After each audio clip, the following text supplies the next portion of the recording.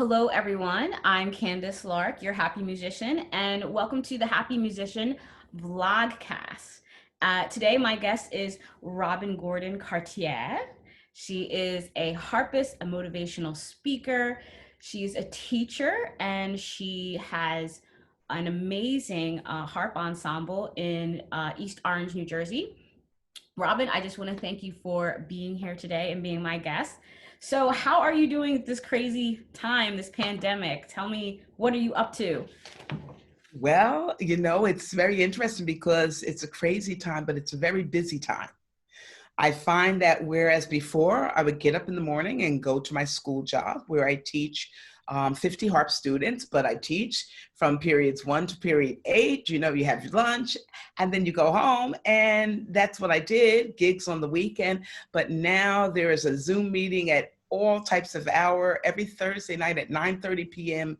I have a Zoom meeting with people in California. So it's late for my kids and early for those kids. And I just find that now I'm having to really use a calendar.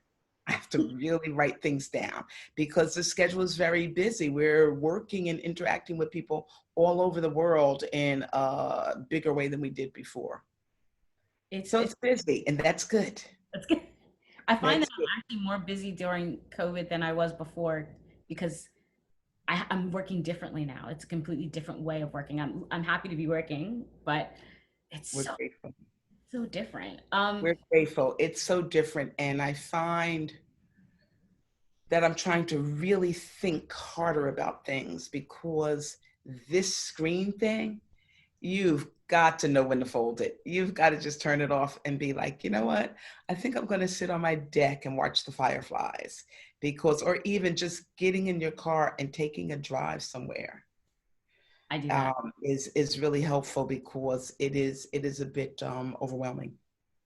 It is. It most definitely is overwhelming, and that's why I'm so happy to be starting this podcast so we can communicate.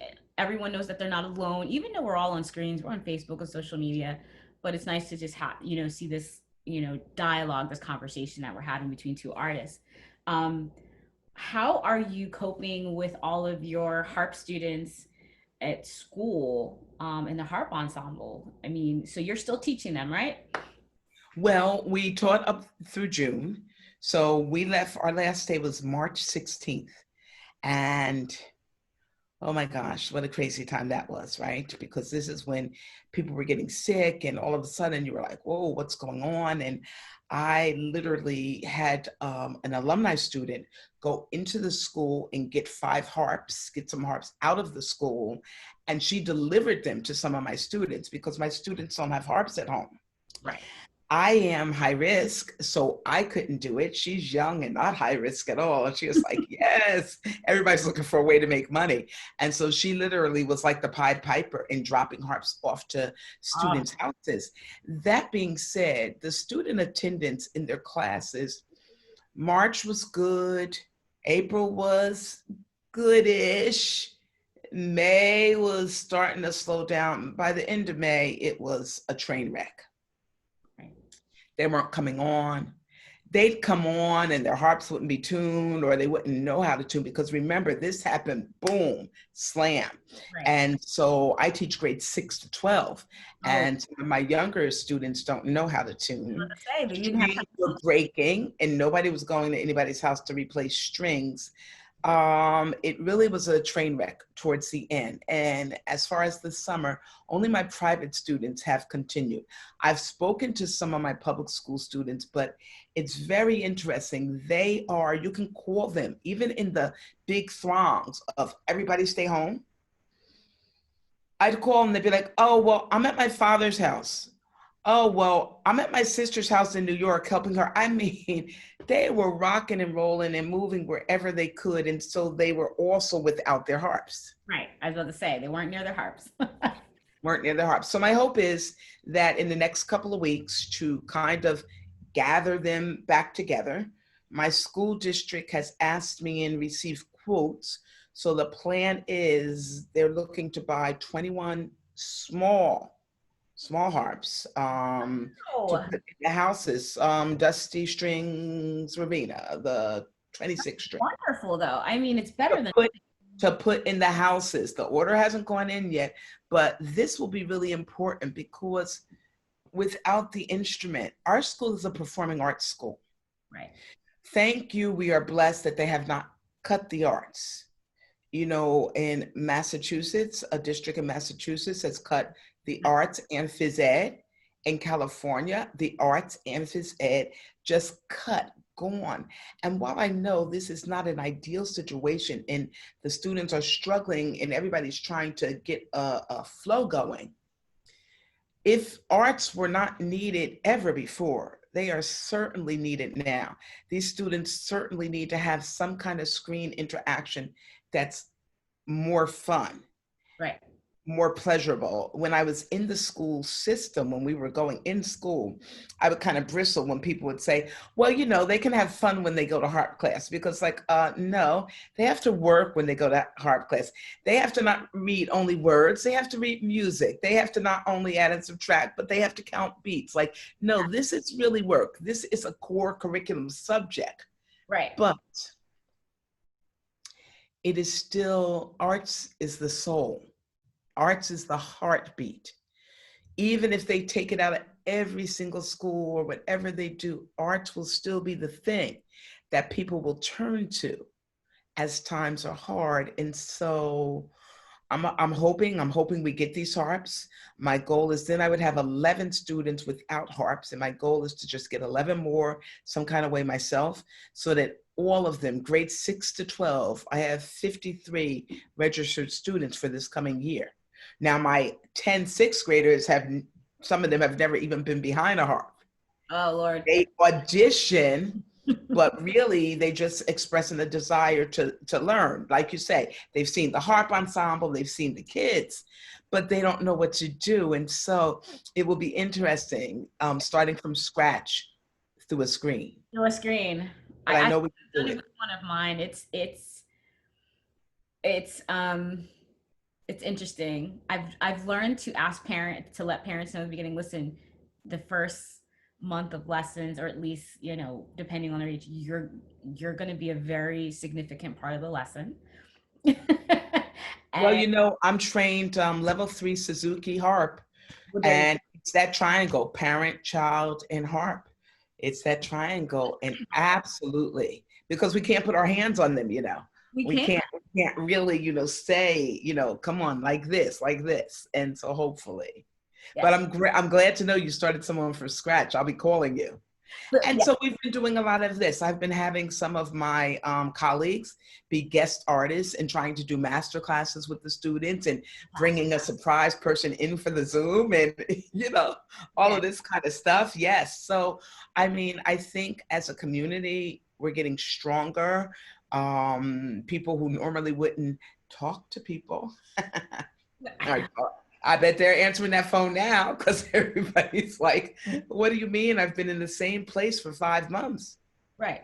I mean, I definitely am communicating with artists and people that I haven't talked to in quite a long time and have never spoken to, reached out to. Some of it's through social media and it becomes an actual phone call. So you're just trying to find the light within the darkness of this whole situation. And, you know, and you absolutely can. I think that's the part I really try to get my students focused in on. That's the part I really try to think about for myself. We can absolutely, Hanging with the Harp, I did their first, Hanging with the Harp does a session every Tuesday where, you know, they have a different workshop. And I did the first one, and it was When Life Gives You Lemons, Make Music. You know, but really and truly, I try to tell my students, I'm like, listen, how about you get a recipe and you learn how to cook? You've never cooked anything. How about you try that? How about you go outside and plant a garden? How about you just do something totally out the box? I think the struggle is happiness and thoughts about doing things to give you pleasure. You think that you should just fall into it. Like it should be natural. It should be spontaneous. It should be something that just comes. But No, just like any married couple who's been married for a long time knows, you have to schedule your husband or your wife or your partner. You have to put them on a schedule and say, on Thursday nights, we are going to have date night. On Saturday mornings, we are going to read the paper together. You have to put it down, Sure. especially us musician people who live by all the craziness of our schedule. Yeah. And I find that so endeavorous, like, okay, I'm going to make myself a bracelet. And, you order up all the beads and all the stuff. I have right now in my room a scratchology kit. Don't judge. Scratchology. Okay, please explain this to me. I know nothing about scratchology. Enlighten me, please. What is scratchology? I mean, I might have to go get one after you tell me. It's like a black poster, and you take this implement and you scratch through the black, because it's like a paint by number or any of those. So what you're doing is you're scratching off on whatever line or whatever, and the colors appear, and you have a beautiful picture when you're. That must be so, I mean, I can understand the therapeutic science behind that. Well, I saw it online, I ordered it, and I have not even opened the box, Oh because now I'm like, well, wait a minute. Now I'm gonna have to clean up all these black shavings all over the place. Like, what was I thinking? I spent my summers in Ireland. I was away from my family every summer from the age 9 to 20. 2 years in Vermont. 1 year when my teacher went to Ireland, my parents were like, "Oh no, you are not going." But the following year, I went for the next 8 years. And so I used to do hook rugs. Okay, I used to do those too. Okay. I used to make hook rugs, and I loved it, loved it, loved it. I think for my students especially, these are things that I want them to start getting involved in, doing things tangible with their hands and everything, because the reality is, and then you get older, there are some things that I'd love to do, but I don't have enough strength to hook a whole rug and then still be able to play the harp. Right. My bones are like, repetitive actions are really not the best anymore. And so I Let me save it for harp playing. arthritis now. Those are our fears. Yes, but even as we speak, I'm thinking, ooh, I need to place an order for 50 mini hook rug kits, because it Okay. comes with everything. Yeah. And wouldn't that be exciting for the kids? I mean, people complain, oh, they're just on the screen, they're just on their whatever, their whatever. And the question would be, Whatever. Yeah. what are you giving them to do other than that?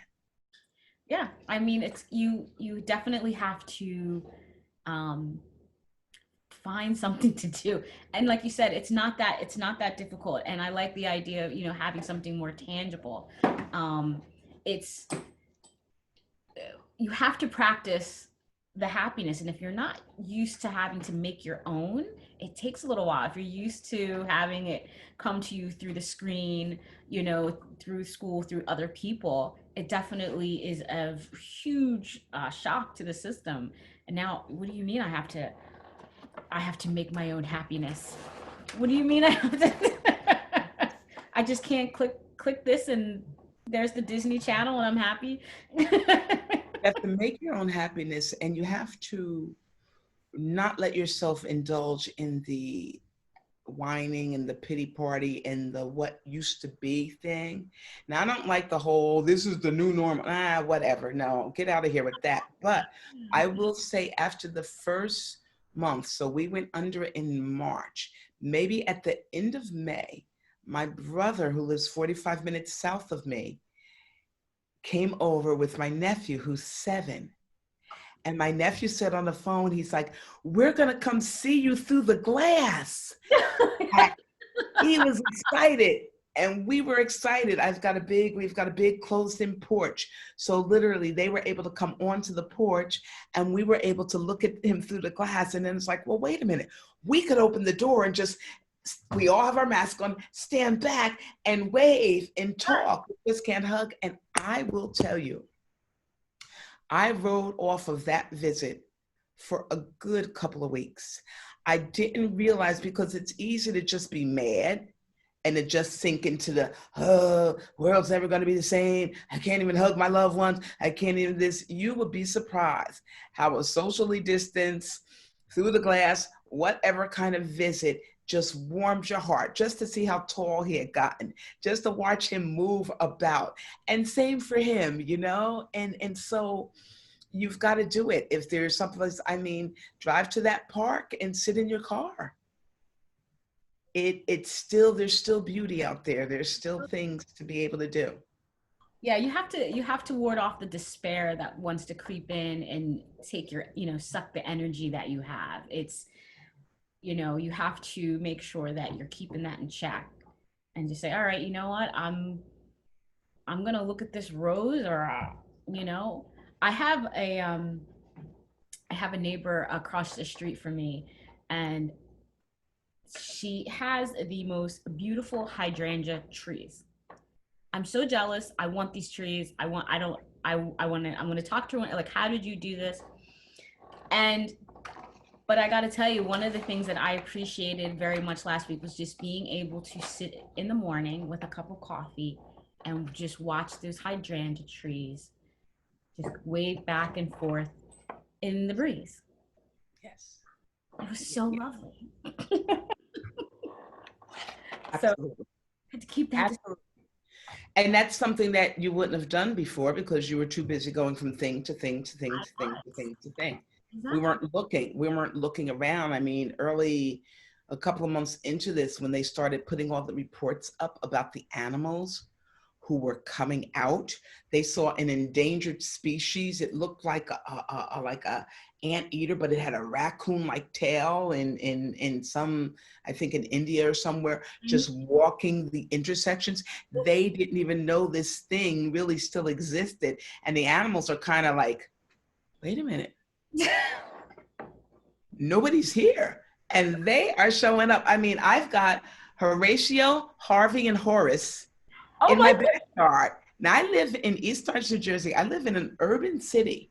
We do have grass and we do have green. I've got a lovely big backyard, and used to have a big pool, a 15-foot pool, until Hurricane Sandy knocked it down. So we still have the other deck. We have a deck at our porch and we have a faraway deck.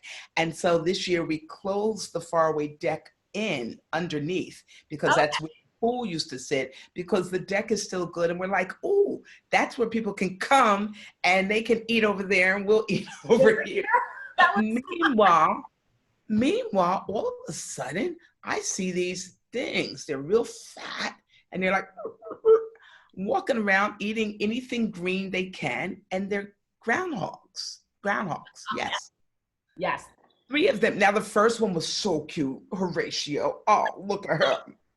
And then came the next one, and that was Harvey. And I was like, they've got company, right?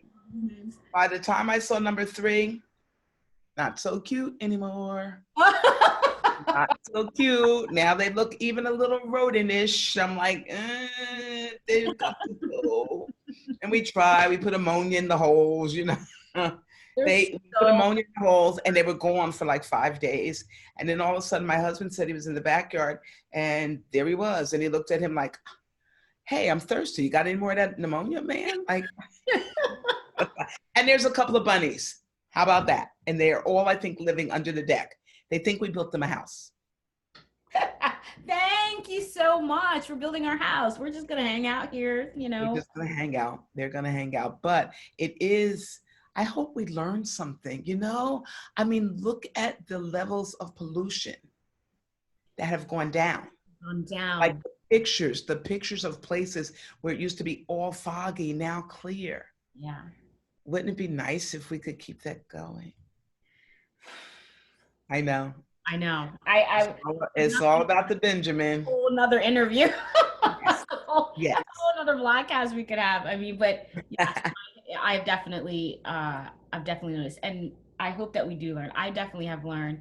The appreciation level I have for things, it has just gone up so much, and it's, I definitely appreciate the time that I have home, and I am so appreciative that I could do this Vlogcast actually, because I don't think I would have done this, and I don't think I would have even taken the shot to do this if I just kept going on as things were. So, I hope that I think a lot of us are learning, maybe a little bit too much, but yeah, it's No. gotta appreciate those little things. What is sweat? We gotta sweat the small stuff, but we just gotta appreciate the small stuff right now because Yeah. it's keeping us going. Yeah. And be okay with, I read an article early on that really spoke to me because the article was all the things I'm not going to do in quarantine. I'm not going to reorganize my basement. I'm not going to clean out the refrigerators. I'm not going to write the world's greatest novel. I'm not. And it was just showing the other side because there are some people who are knocking it out the park. Look at you. You are starting a vlogcast. You're doing this. There are some people that are just really doing things they wouldn't do and doing some big projects. But there are some of us that might not do a big project. Right. But that's okay too. Yeah. We might do a little project, or we might just catch up on, 30 years of not resting. I know. Stress levels. Yeah. Yes, yes. They have at least said that the quarantine has done what women have never been able to do, and that is get rid of sports. They talked about all the things that got shut down, even while some of us women really miss the sports too. But it's just like, take a look around and just see, and maybe start really realizing, okay, what's important? What's important? And maybe carry that in, because the world is going to open back up. Yeah. Well, things will come back. It will still be different, but the world is going to open back up, and I hope that we just, what is it? What doesn't kill you makes you stronger. So we better come out looking like, Well, yes, go figure. Who knew so many people weren't washing their hands? Come on. My sister said, I was like, she's like, I said, I'm a teacher. I know to wash my hands. We know what kids are doing with those hands. We wash them. I said, I have stand sanitizer by the piano, by the harp, they come in, wash your hands, so yes, but we live and learn, and we learned about how many people weren't washing their hands. So, now they are, hopefully. Now they are. So we'll take that back into the world when it opens up. Just a reminder, continue that whole washing your hands things that you were taught in elementary school, Oh, yeah. Well, I have a couple questions for you. So the first question is, oh yeah, currently reading. What's the main book that's on your lap during this? It's so interesting when you ask that, I think that comes also with the kind of, there are people who do big projects and there are people who don't do too much of anything. But I thought about it because I also am that person that reads a bunch of things at one time. Mm-hmm. So the book to me that is one of the most meaningful is The Dream Giver. And that's by Bruce Wilkinson. And it's all about somebody named Ordinary who lived in the land of familiar. But ordinary, and he lived in a land where no one had dreams. But Ordinary got a dream. Like there were rumors of the dream giver who had visited some people. But for the most part, Ordinary went to his regular job, came home, ate his regular meal in front of the box, and then he went to bed and did the same thing over again.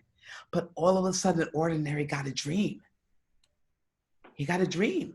And he tried to tell people about it. And so the book talks all about how he tried to work his way through the dream, how his friend was like, oh, come on, no one's ever left familiar. What do you mean you're going to leave familiar? We stay here. This is where we live. So he was thinking he needed to leave to go in search of his dream.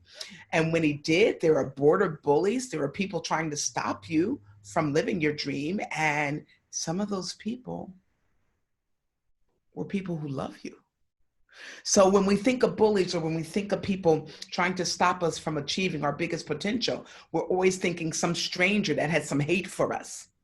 And oftentimes it's people who love us the most that maybe stop us from our dreams because they're afraid for us to step out, as it were. So it's all about Ordinary's journey and what happens as he tries to go back and forth. That book meant a lot to me when I was traveling a lot. You know how we would do, you'd get a phone call and all of a sudden you'd be in the Dominican Republic to play with the symphony orchestra there.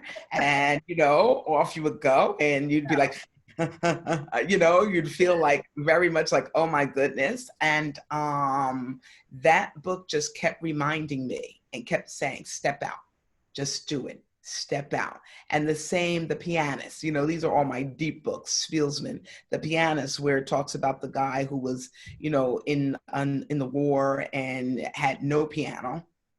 And every day he would play his songs without a piano. Yeah. So that the minute he got to a piano, they were still there.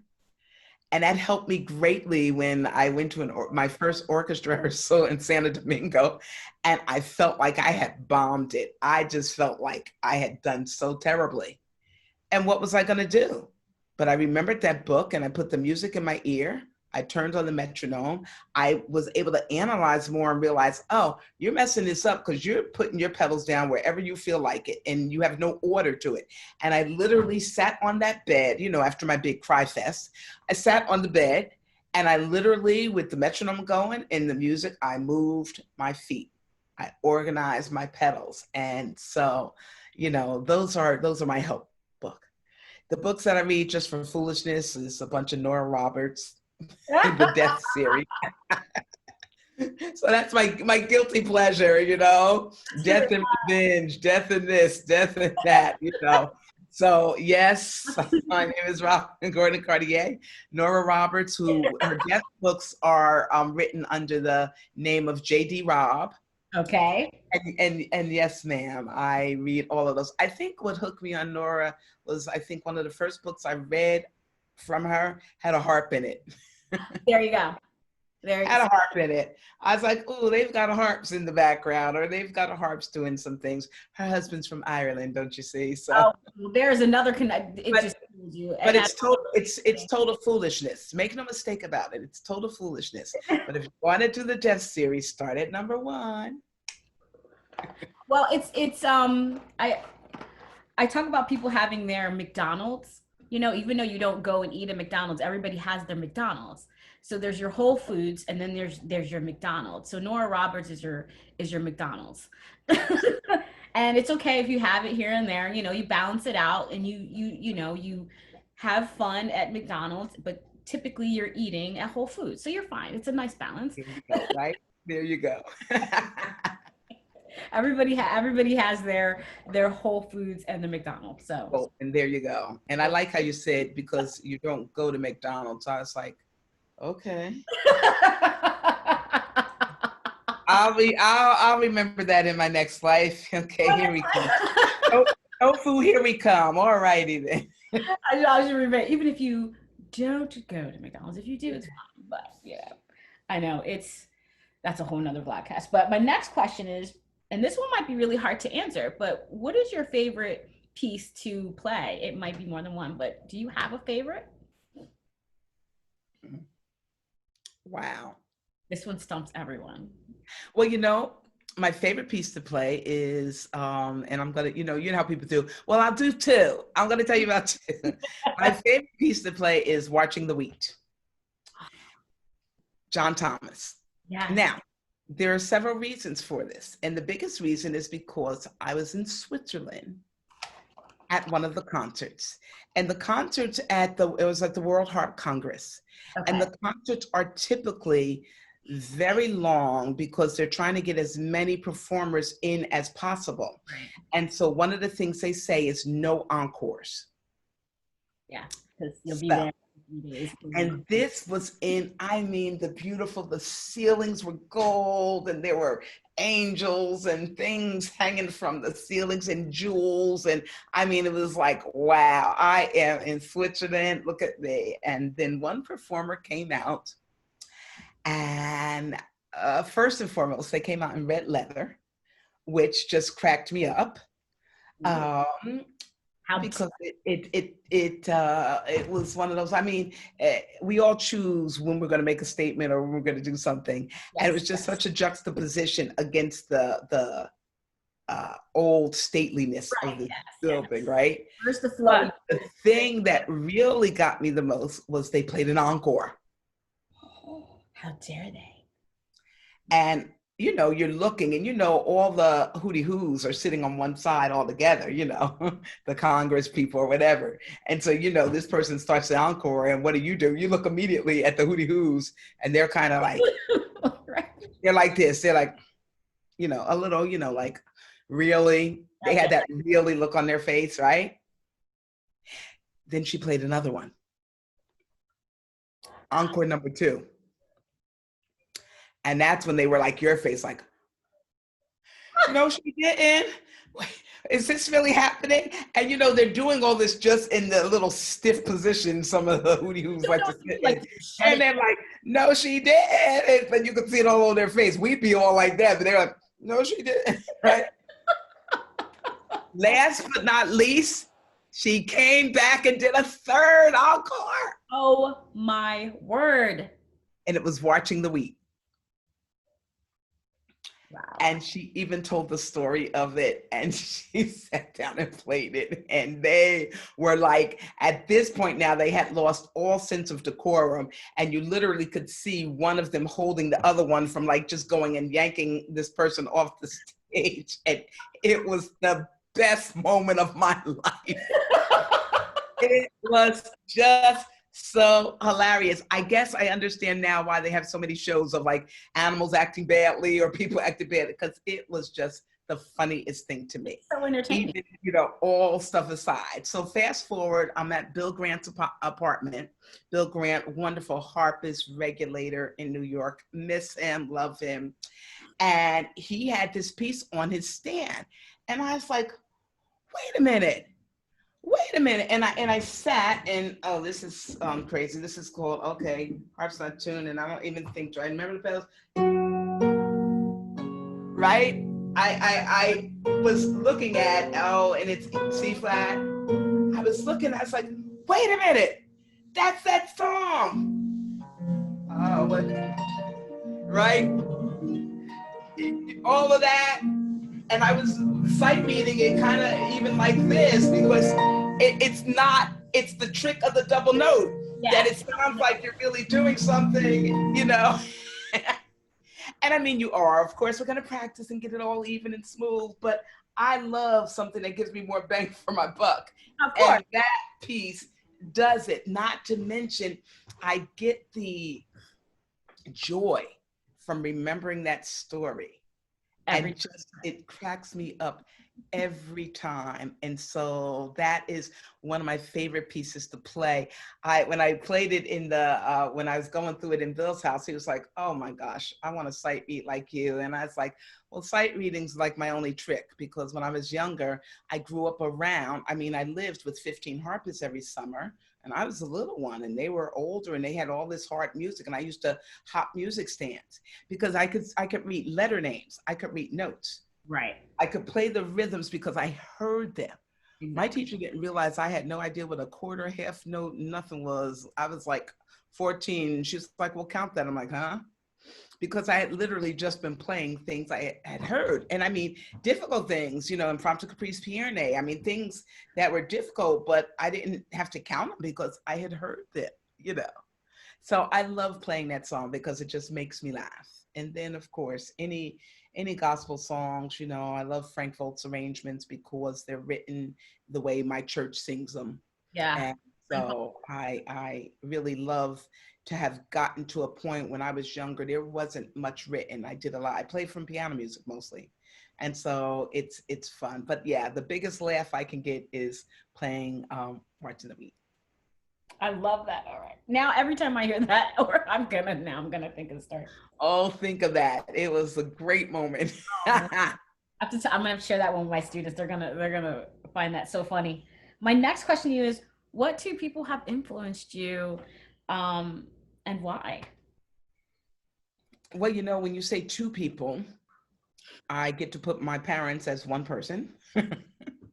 Mom and dad, one person. I mean, They're a you unit. know, one unit, one solid unit. I grew up in a household where you had to play a musical instrument. How do the kids say? Period. Right. Period. You had to play a musical instrument. And I didn't really want to, and I didn't really pick anything because I didn't really want to play anything. And so I started piano because my aunt down the street is a organist, a choir director. Three of my aunts were, and so I started piano lessons. I hated it, hated it. Wow. And I wanted to quit because if I walked down the street on my little Saturday morning lesson and I hadn't practiced or I didn't do a good lesson, my aunt would keep me the whole Saturday at her house. You would think she'd keep me and I'd be playing the piano, right? Yeah, right. No, that's not what you were doing. Oh, no, no, no. We're taking the winter clothes from her closet down to the basement closet and bringing up the summer clothes.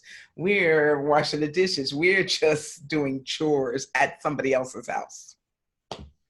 So when I told my parents I wanted to quit, and back in my day, you didn't really say things. You didn't say things. You didn't speak. Right. Oh, go back to that. You didn't speak. No, Finally, when I got up the nerve to say, I want to quit, they were right. like, you have to pick something else. And once you pick something else, whatever you pick, you have to stay with it until you graduate high school. That was the deal. So what did you pick? Well, I was a 9-year-old little Baptist girl. Grandfather was a minister. I grew up with all the tales of David, who played the harp. I grew up in the time of the dun da da da da da da da dum, ba-da-dum, ba-da-da-da-dum, boom. And anyone of my age knows that that was the Monsters. And Lily the Monster played the harp. And Lily would, Lily would just be like, That that long. was it. That was it with the long hair. And I even think she had nails. And the harp was dirty. There were spider webs everywhere. I was like, now that's my type of instrument. So that's what I asked for. And God bless my parents. I asked for it. And on that day, piano stopped. My parents are the original cold turkeyers. It stopped. And for 6 luxurious months, I got to do the thing that I really aspired to do, which was play jacks and play with my dolls. That's what I got to do. It was a beautiful time until one day they took me and my aunt, who was the piano teacher, her and my mom said, oh, we're going on a surprise. And off we go. And we get to this house and the lady opens the door and her house was full of harps. Oh, that must have been like walking. I spent about 6 months asking her, I lost you. There we go. I spent about 6 months asking her to tell my mom I had no talent. Because I figured if this lady told my mom I had no musical talent, they would stop with the music foolishness. Right. But remember, I grew up in the age where you had to do what you were told to do. Well, and so I would ask her this as I'm playing every single thing she gave me. So she's like, no. Plus, I was too little to realize this was also how somebody was making their living. Right. So after 6 months, she asked my parents, could I go away in the summer to Vermont? And literally when school was over in June, we went to Vermont for 2 months, where we went to Johnson State College for music theory. And we had lessons every day. You'd get up, you'd eat breakfast, and then you'd go to your harp and you'd practice till lunchtime. And my teacher would go to kid to kid to kid to kid. My harp, because I was the newest one, my harp was in the barn with Charlie the horse. I can't tell you how grateful I was the next year when there was somebody newer than me. So I graduated to having the harp that was in the bathroom. You're like, I'm out of, oh my gosh, out of the barn into the bathroom. Out of the barn into the bathroom. But it was just crazy, 9 years old, strict Baptist family. All of a sudden you're in Vermont. And literally when we finished practicing after lunch, my teacher would say, okay, go do something. Excuse me? Do what? And we would literally hit the road. We would run down to the farm that was like a couple of miles down the road. We would run into town. Yes, they had a general store. I mean, we were free. My mom and dad drove up every weekend to braid my hair, and there was no 95 then. Oh, that's right. So you weren't getting to Vermont in 6 hours. You were like 9 hours, and they would drive one morning and they would stay the night.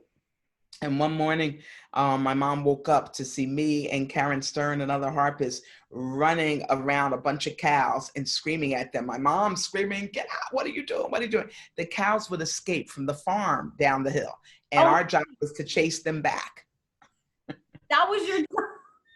Yes, to chase them back down. And cows are pretty docile. So it wasn't unsafe, but to mother, from a city to see her girl running out among the cows and the cow pies and stuff, it was pretty funny. So yes, because of them, I play. And because of them, I wasn't given a choice to play until I graduated high school. Then I could make the choice. And that's why I tell parents all the time who are looking to see if their kids show any musical aptitude or if they show any whatever. I'm like, who cares? Yeah. It's a skill, it's a thing. And how often, Candace, do we hear adults say, "Oh, I wish I had kept my piano lessons up. Oh, I wish I had what?" I was listening to a friend. I was talking to a friend on the phone, and in the background was this beautiful piece of Chopin. Now, it's not that I'm that gifted in picking who the piece was. I just happened to know this particular piece. I was like, "Wow, what recording are you listening to? That's so great." She said, "Oh, that's Glenn. He always plays that after he has a heart surgery." He was a surgeon who still played piano. So my parents, and then there's my husband, Rick.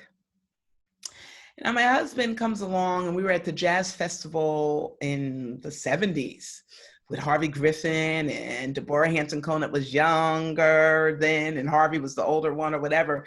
But, for me, Harvey was one of the maybe 3 Black harpists that I knew of. And so we're all the way there, and there's Harvey right across the way. And I'm like, Harvey in my room. Did. He's right, probably with the white heart, remember? Yes. He was over in the courtyard just talking to people, and my husband was like, "Go say hello." I was like, "No." Hello, I can't. I was very, very shy when I was young too, and it traveled into being older. And my husband marched over there. He dragged me over there. He's like, "My girlfriend's too shy to come say hi, so I'm saying hi for her." Crazy. Same. I was at a harp conference as a participant, and my husband says to me when I came up to the room, he says, "Did anybody hear you play?" And I was like, "What are you talking about? No, what are you talking about? Did somebody hear me play? Like, what are you talking about?" And, I'm like, "No." And he literally said to me, "The next time you come back up here, I want you to be able to tell me that somebody heard you play." That's it, period. And I'm like I'm so mad. How dare you? But then I realized I had to shop, and I said, "Okay, I'm gonna go play through music and shop." And I literally sat there and was playing through and sight reading music and things like that. And so what happens is people hearing me play, Eleanor Fell walks back in, and her 2 workers were like, "She's over there sight reading all that music." And Eleanor was like, "No, she is not." I mean, I had piles, right? But remember now, I told you, sight reading is my biggest trick. Right. "No, she is not." And so she came over, "Hi, I'm Eleanor Fells. Is there anything I can help you with?" And I said, "Oh, I'm just shopping for my school. I've got my little $300. I'm buying music. I had just gotten my school job with the $100,000 worth of harps. So I'm shopping." And she's watching me, and she's like, and I told her, of course, how much I loved her music or whatever. Do you know? She pulled an arrangement out of her pocketbook and said, "Oh, I haven't published this yet. Tell me what you think about it." And she put it on the stand. Now, what's really interesting, and it was handwritten, manuscript. What's really interesting is we all know what that was for. We know what that was for, because she didn't believe I was reading this stuff. But she had on her person something that I couldn't possibly have seen before. And so I played it. And she's like, "Hot damn, you sight read better than me." "I really want to go home. Can I pay you to do my workshop?" Literally, because she was doing a hear it, like it, buy it workshop where you just played music for people. She said, I will give you all of this music at cost. I was like, yes. Yeah. I did the workshop. And at the workshop, I told people, I said, I'm still shopping for music. So if you have anything you want to hear, particularly when you're in the store, just bring it to me and I'll play it because I'm going to be there. I sat there like a little jukebox. Do you know people lined up? Oh my goodness. You weren't hearing anything you were interested in. You said you didn't realize what you said. You didn't realize. They were lined up with their music. And I would play it and they'd be like, ooh, that's too hard for me. And I'd be like, yeah, but if you just played the top note with your thumb and the bottom, break it down. Stop buying the stuff that's below you. That's so easy. Right. Break it down. And as you grow, you're going to see, you're going to add notes. I mean, you buy stuff at your level, even maybe one piece below, but then also keep reaching. Well, so long story short, they sold more music than they'd ever sold before. Not only did she send me an email giving me the music that I had bought, I thought with my little $300, but Lee didn't take the money. He said, we'll send you a bill. She sent me a check. And ding, ding, ding, I started getting hired to do workshops because all of a sudden, MJ and Kim were like, who is this person? Why is she at our conference beginning in the middle? She's not a beginner. But see, I never said I was a beginner. Right. I was a person who had gotten a harp program, but I had no idea why people played the harp. I don't have that pretty, oh, I thought it was so beautiful. Oh, the sad, I don't have any of those stories. Yeah. This was my acts. I picked up my lunchbox and I went to work. This was what I did. And I wanted to know why people loved it so much. I tell you, after watching some adults who were wheeling in, I mean, they were wheeling in with $50,000 gold harps and sitting down and playing Twinkle, Twinkle, Little Star. Nothing against them, but they literally had the money to buy really expensive instruments, but they couldn't play. And so I think it falls in with You're Fine, You're Happy. I really had a moment when I realized, wow. So yes, I didn't start out playing this because I loved it. And I didn't keep playing it because I loved it. I kept playing it because I had to. And then it became the biggest thing I could do. So all of a sudden it was like, well, you can't do much else, And I never stepped back to think about, do I love it? So could I love it? Could this be something that I really embraced? And I tell you what, seeing all these older people who struggled so hard to get their arthritic and their old fingers working. Yeah. I said, whoa, wait a minute. I like playing. Right. I like making different sounds. I like having an audience say, yay, I love the stage, all of that. So I better start embracing that love.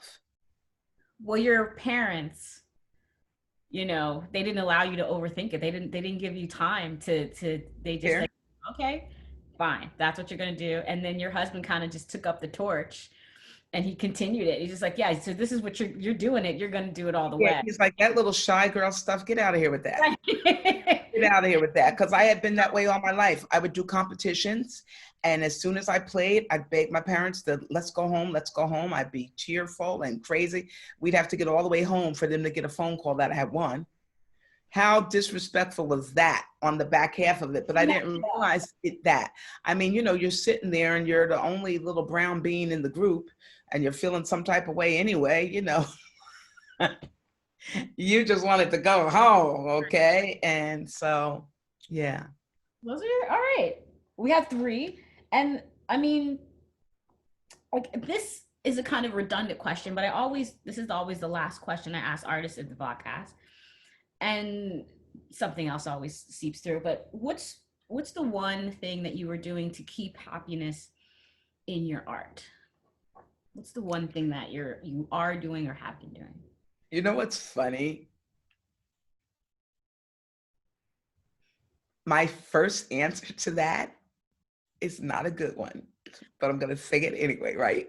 Because that's the one thing quarantine should have given us also. It's just like, you might as well be free because things are going to happen in your life that you have no control over at all. So the first answer to when you say, what gives you the happiness in your art, or what keeps giving you the happiness in your art, my first answer would be no freebies.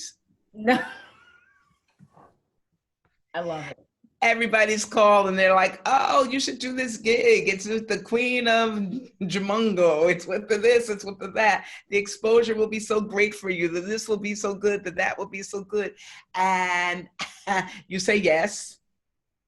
Or you do that bargain wedding because someone, they really didn't have money and you're trying to help, and you're lowering your personal standards, as it were. And it always turns out to be the worst gig ever. All the time. That thing that you did for free, oh yes, now you get a schedule for them at 1:00. I want Here Come the Joneses, and at 1:12 I want this, and at 1:14 the Flower Girls. They literally send you a timeline. They want a different piece of music for everyone that's walking up the aisle. That is never really possible, because by the time you change it, so you're trying to find, okay, what makes this song that song? Okay, I better, if I play canon in D, I better play the da da da da da da da da. I better play that part. And if I play Here Comes the Sun, I better go right to Here Comes the Sun, because that's what you have time for. And so I say that with a grain of salt. I think what I mean and what I would say, because of course, we all have our own charities. We all have our own forms of give back. By the way, giving back means you don't get paid. So for all of my fellow teachers who are teaching like myself in urban districts, or you're maybe teaching physically challenged, you're doing something that you feel is you're giving back. You're only giving back if you don't take the paycheck. Okay.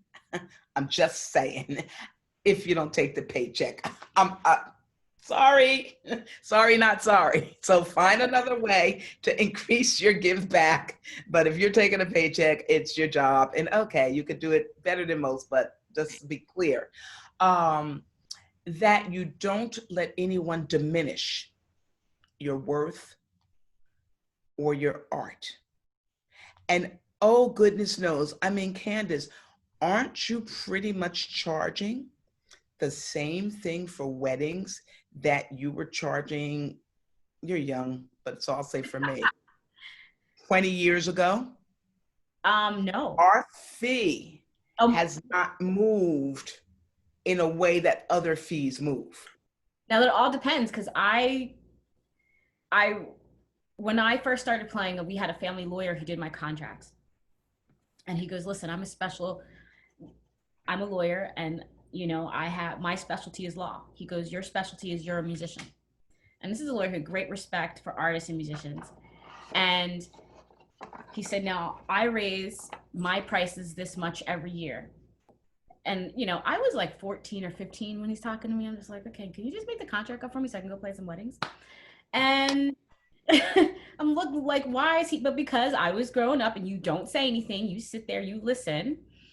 And he's like, so you're going to do the same. And he goes, and I didn't understand what he was saying. He says, you're going to raise your prices the same amount that I raise my prices every year. He goes, everything goes up. He goes, that's one constant, everything goes up. Yes. So I did it, and I've been doing it pretty consistently. The funny thing is, the more, you might hear my dog bark. She's done playing with it. Okay, it's your vlog, it's your video blog. I hope your dog does bark, because my husband went out the back door and made a big ding ding. I'm like, it's okay. This is very informal. But yes, you cannot diminish. And when he said that, and when it all settled, when the dust settled in my head of what he was trying to tell me, he's saying, look, this is valuable. This is an investment. This is not just a job, but this is an investment. And him looking at my parents who are investing lots of money and time into what I'm doing, he goes, this is what you're gonna do. Our tiny little bulldog of a Jewish lawyer. And I love that guy. He spoke at my wedding. But yes, you cannot allow, because you just can't allow it. It's funny, when I raised my prices, I actually received more inquiries, more work. and more quality work. And I was happier because the type of places that I was playing, the type of people that I was dealing with, it was just a whole different type of people, and it brought back the enjoyment into, oh, I got a wedding. I was like, oh, I got a wedding. There you go. So that's what I mean when I say to keep the happiness in your art. Because when you don't do that for whatever reason, and I mean, like I say, there are always reasons. And if I am giving someone a gift of music for their wedding, what I give them tangibly is my contract with Right. everything written out so they could see how much it would have been. And then I write across the gift or paid in full or whatever, because it's important that people know this. And you're absolutely right. It's a whole different type of feeling that you have going to somewhere like that, as opposed to when you kind of let someone browbeat you Yeah. or rope you in or tell you how they really don't have a budget. Meanwhile, they're getting married at the catering hall that charges a minimum of $300 a plate. Like, Forgot something. I forgot to budget me in. Yeah, yeah. it's very, it's so true. I mean, you have to, yes. And So happiness in my art is getting to the point where I respect that and that I don't feel bad or crazy or really like, oh my gosh, I'll never work again if I literally turn things down because the people want me to come for nothing. It's just like, no, there are other people maybe that you can call, but no, I'm not the one. I'm not the one for you. And especially getting to the point where you learn how to answer the question when someone says, well, so and so charges less than you. And you're like, ah, and you didn't hire them because? right. I said, because you should hire them and You get know what? that little, Exactly. get that little box wedding where they're not giving you any chances. I like, do that, but don't let that make you feel like, oh, I guess I should be doing that. So I Right. guess happiness is looking in yourself, looking in your art, looking at who you are and what you are, and making sure that you value it. That was such a great lesson you got at a young age. And most of us don't. And you have to start really, really looking at that and not getting deceived. In the harp world, there are a lot of people who play the harp who are very well off. Yeah. And one of the reasons for that is because even looking at that harp in your background, the harp here right now, brand new, this Ariana is selling at, I think, $42,000 of craziness. Same. I mean, these harps are expensive. And so typically it's been an instrument of people who have money and who have a lot of money. And so our field is maybe even disproportionately flooded with a lot of people who work without needing to work. Well, it's like So the age-old thing where doctors buy Steinways, not pianists. absolutely, You know? absolutely right, absolutely. And so we just have to realize that, reckon ourselves with it, and make what you have to offer be something unique enough that people are still going to honor that. And if they won't, just like you said, look at you, you're happier. Yeah. Yes, because rather than doing 3 gigs a weekend, I have a friend who was doing 3 gigs a weekend, and I could do 1 gig for more money than the 3 gigs. Exactly. And And that's I understand that panic. I understand that union mentality, and unions are very important. Don't get me wrong, but the scale that they, no, no, I am not at my first job at McDonald's, dropping the fries. right. I love And I certainly, and I have much respect for bartenders and all that. I was in the food service industry for years. I love it. But you certainly aren't going to be paying the guy shaking up the little libations more than me. Or I don't care if you're paying him more than me. See, that's the other thing. Happiness. Don't look at what anyone else is doing or getting. Make sure what you have set for yourself is what you're willing and what you feel you're worth. exactly. Comparison is death to happiness. It is. And you definitely you hit the nail on the head with all of that. And you have to value yourself. And when you feel good, you actually have more patience to deal with people that are don't understand the investment that they're making when they're looking to come to you. And you also open yourself out to actually give more. You can do some things or even more for free because you have much more substantial income, Yep. not feeling like, well, they better, whether they value you or not, you value yourself enough to be completely well and good with the situation. Yes. And then you can pick your own causes. You can pick your own charities. You can decide what's important enough to you to support. Yeah. Well, I'm so happy that we talked today. It's just been great fun visiting with you, you know? So nice. It's so nice to talk to another harpist and another adult Yes. as my husband and my family. So Yes. I want to thank you so much, Robbin. It's always a learning experience talking to you. You're just so full of insightfulness and joy and light. I love it. So um everyone, the books and the information and links to Robbin's website will be available when the video is posted. So look for those. I will have links where you can actually go purchase the book. And please, when you get to Robbin's website, please look up her wonderful ensemble. I'm sure there are ways that people can give, right? Is there still a there? Yes. Yes. Yes. Yes. I just And we're want to. going to be developing that. I'm working on something right now because now more than ever, you know, finding ways for the students to be able to see themselves and to participate with each other, projects. And so we're looking into, I mean, with all the things that are happening in the world currently, we're looking for a way that they can channel whatever they're thinking and feeling about what's going on in the world I mean, into their instrument. So stay tuned. I'll let you know when we've got something yeah, tangible. we will do a follow up. We'll have our follow up vlogcast and everything. Maybe we can get a few of the students on. But Oh, that'd once be again, great. thank you. I'm